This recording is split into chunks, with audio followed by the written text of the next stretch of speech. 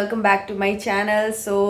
अभी दिन की शुरुआत हो चुकी है और आज के व्लॉग में आपको बहुत सारी चीज़ें देखने को मिलेंगी। एक रेसिपी भी शेयर करूँगी एंड व्हाट। हाँ, आज मैं बात करने वाली हूँ ऑयल्स के बारे में जो मैं यूज़ करती हूँ, मसाज, और उसके बारे में आज हम पूरा डिस्कस करेंगे कि मैं कौन से ऑयल से मसाज करती हूँ, क्यों करती हूँ मैं मसाज बॉडी पे।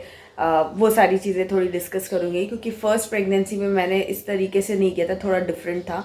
अभी थोड़ा सा डिफरेंट है, तो आज उसके बारे में हम बात करेंगे। और भी जो भी चीज़ें होंगी मेरे दिमाग में, अभी तो फ़िलहाल सुबह सुबह नहीं आ रही हैं, जो भी होंगी तो वो सारी चीज़ें भी मैं डिस्कस करूँगी, टीचिंग शेयर करूँगी। और अभी मेरी बन रही है चाय, तो मैं चाय पीऊँगी एंड देन फिर आगे का ब्लॉग स्टार्ट करते हैं। So without further ado let's get started.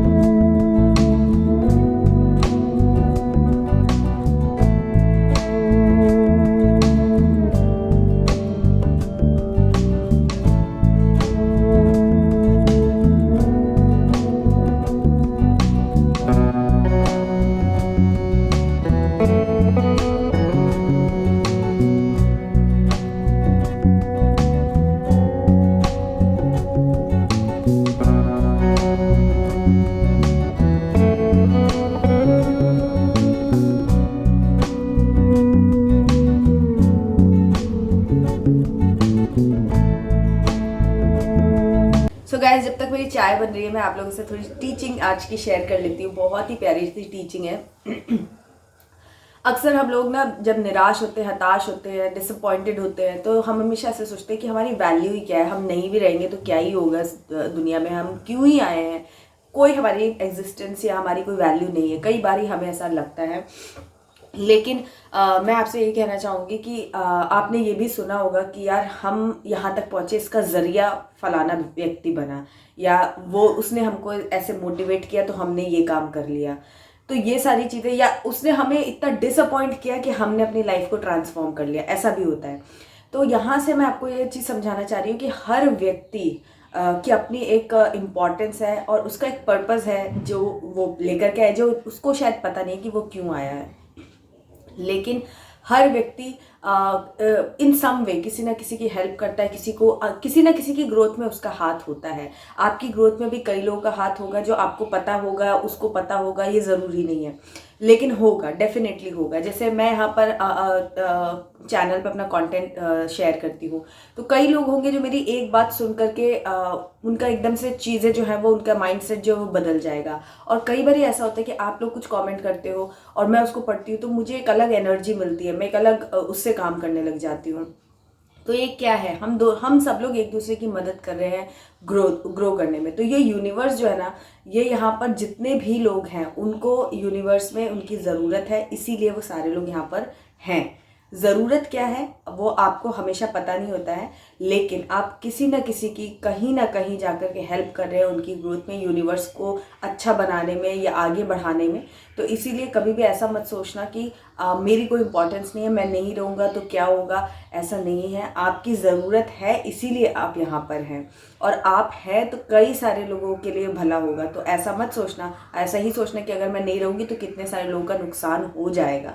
तो किसी का नुकसान, अपना भी नुकसान मत करो, किसी और का भी नुकसान मत करो, खुद को ग्रो करो और अपने आसपास वालों को मोटिवेट, इंस्पायर करो कि वो भी और अच्छे से ग्रो करें। नेगेटिव चीज़ें और नेगेटिव कंडीशंस लाइफ में हमेशा आती रहती हैं, ये पार्ट ऑफ लाइफ है। जब अच्छा देखने में खुशी होती है तो ख़राब देखने में थोड़ा दुख भी होगा ही डेफिनेटली, लेकिन उसी में बैलेंस बना करके, एक दूसरे को साथ ले करके आपको चलना होता है। तो हमेशा ये ढूंढिए कि आप मतलब कुछ ना कुछ किसी ना किसी की लाइफ में वैल्यू ऐड करते जाएं, उससे एक सेटिस्फैक्शन भी मिलता है और एक अंदर से एक चीज़ आती है कि हाँ हम कुछ कर रहे हैं। तो जब आप कुछ करते, कुछ प्रोडक्टिव उसमें रहेंगे ना, तो हमेशा आपके अंदर बोलेंगे कि निराशा कभी नहीं घर नहीं करेगी। आती है, ये तो पार्ट ऑफ लाइफ है, आपको कभी कभी डिसअपॉइंटमेंट होता है, बट उसको बहुत ज़्यादा टाइम तक अपने अंदर नहीं रखना है। उसको बस आया, थोड़ा सा, जैसे मेहमान आते हैं ना, आते हैं फिर आप उनको चाय पानी देते हो और फिर वो थोड़ी देर बैठते हैं और चले जाते हैं, बस उसे मेहमान के जैसे ट्रीट करना है, उसे अपने घर का हिस्सा नहीं बनाना है।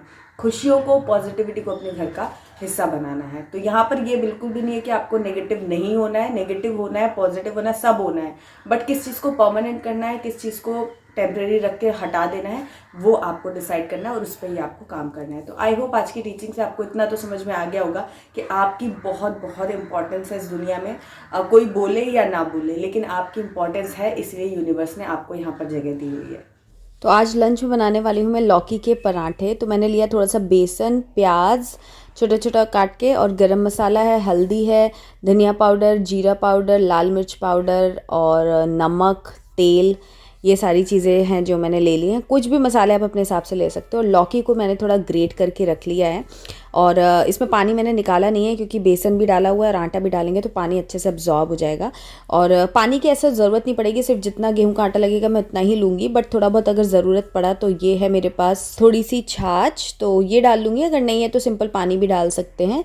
और बस इसका मैं एक अच्छा सा टाइट सा डो लगाऊंगी, क्योंकि इसमें लौकी वगैरह डली है, प्याज भी डला है, तो धीरे धीरे थोड़ा सा मॉइस्चर छोड़ेगा जब तक मैं पराठे वगैरह सेकूंगी। तो इसीलिए एकदम टाइट से लगाऊंगी, धीरे धीरे वो लूज़ हो जाएगा। तो देखिए इस तरीके से आटा हमारा लग करके तैयार हो गया है।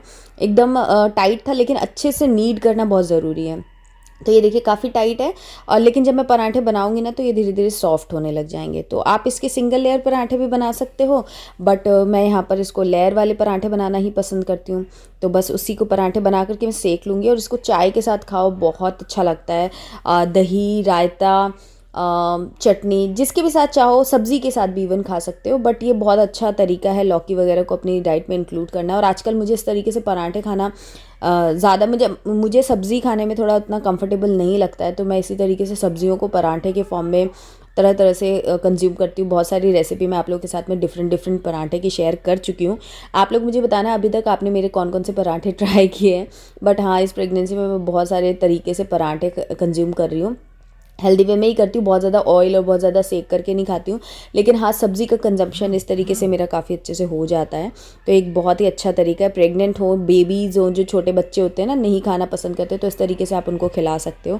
तो ये रेसिपी ज़रूर से ट्राई करना, और मुझे कॉमेंट सेक्शन में बताना कि आपको कैसा लगा। कई बार लौकी लोग खाना पसंद नहीं करते ना, तो इस तरीके से आप बनाना, किसी को पता भी नहीं चलेगा कि लौकी के पराठे हैं, और बहुत टेस्टी लगेगा। मैं तो ऐसा करती हूँ, फिर बाद में मेरे हस्बैंड पूछते हैं किस चीज़ का पराठा था, क्योंकि उनको भी पता चलता नहीं है कि क्या है, और इतना कोई सोचता नहीं है ना, तो ये चीज़ें होती है। तो आप भी अपने घर में इस तरीके से एक्सपेरिमेंट करना, फिर मुझे बताना कि घर वालों का क्या रिएक्शन रहा। आपके भी घर में किसी ने पूछा कि किस चीज़ का पराठा बड़ा टेस्टी लग रहा है। तो चलिए मैं पराठा सेक लेती हूँ।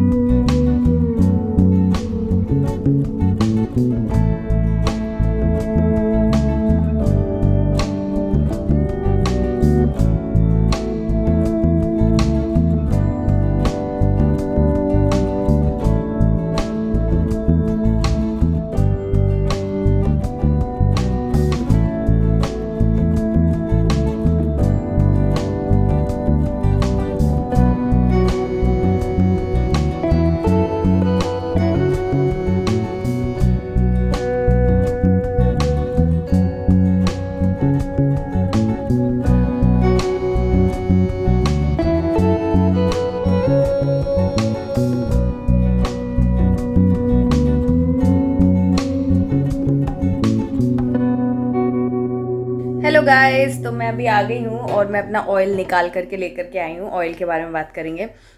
तो सबसे पहले तो मैं बताती हूँ कि मैं मसाज करती क्यों। एक्चुअली मैंने आप लोगों को पहले भी बताया हुआ है ना कि मेरा पैरों में थोड़ा दर्द, या फिर मेरा जो लोअर एब्डोमेन है वहाँ पर मुझे पेन काफ़ी रहता था। तो इसीलिए मैंने शुरू से ही मसाज करना, मतलब करने की हैबिट डाली। पहले मैं कोकोनट ऑयल से मैं मसाज कर रही थी, जो प्योर आता है ना, ऑर्गेनिक एक्स्ट्रा वर्जिन, वो वाला ऑयल मैं आरफ के लिए यूज़ करती थी, तो मैं वही यूज़ कर रही थी, उसमें थोड़ा सा कपूर डाल करके।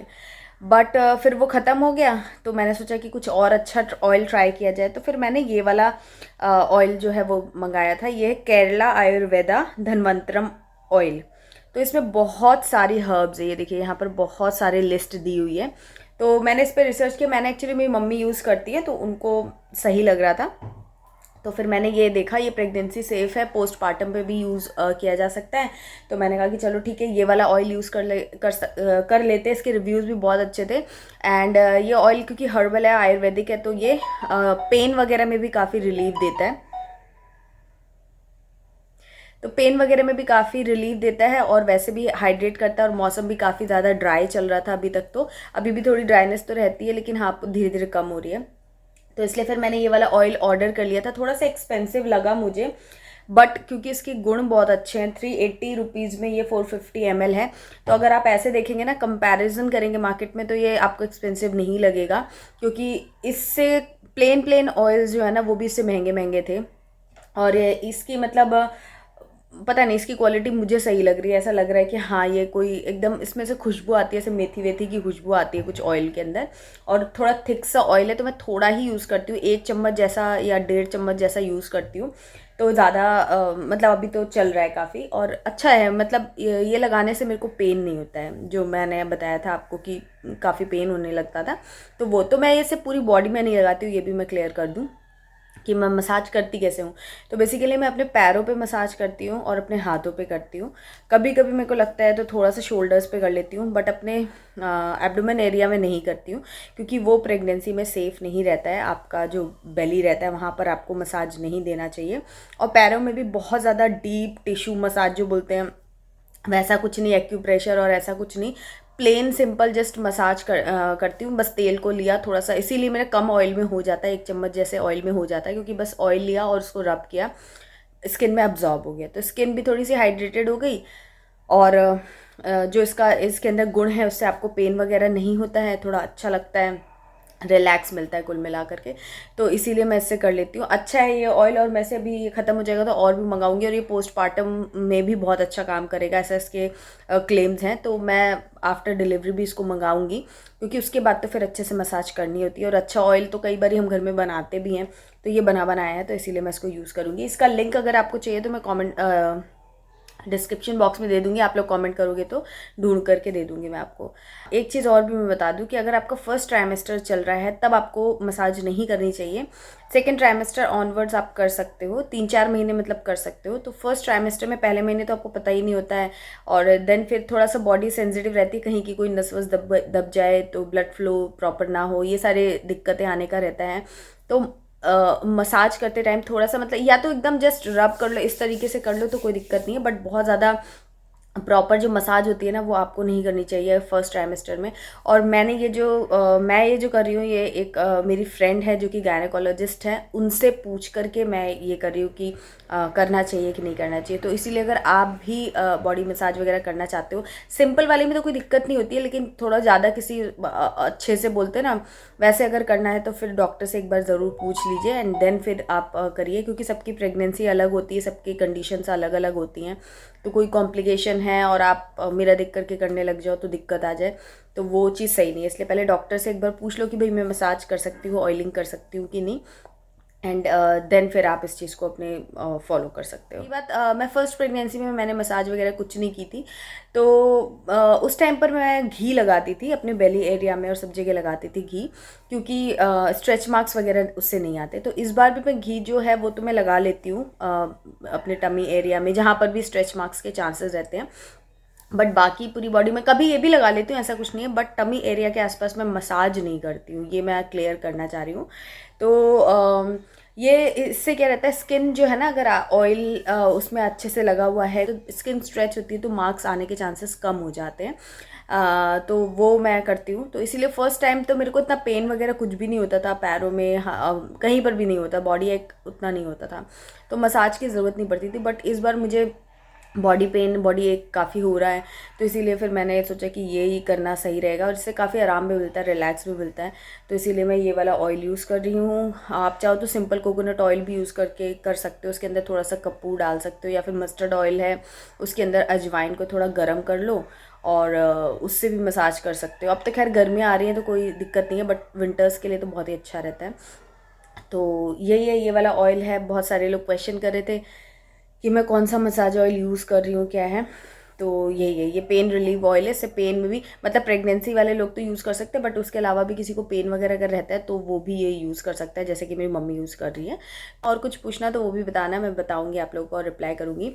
एंड कल परसों में मेरा डायबिटीज़ वाला टेस्ट भी हो जाएगा, तो उसकी भी अपडेट आप लोगों को बताऊँगी कि क्या रहा क्या नहीं रहा, क्योंकि वो बहुत ही एक क्रूशियल टेस्ट है ये पता लगाने का कि जेस्टेशनल डायबिटीज़ है कि नहीं है। तो लेट्स सी क्या होता है, होप फॉर द बेस्ट कि सब कुछ अच्छा हो जाए, सब कुछ अच्छे से स्मूथली हो जाए। और पता है देखते देखते टाइम भी कितना जल्दी पास हो गया, ऐसा कभी कभी लगता है कि टाइम पास नहीं हो रहा है, कभी कभी ऐसा लगता है कि टाइम कितनी जल्दी पास हो गया है। मतलब अब बस कुछ ही महीने हैं, मतलब 2-3 महीने हैं और फिर हमारी डिलीवरी हो जाएगी, बेबी आ जाएगा और दूसरे फेज़ में चले जाएंगे।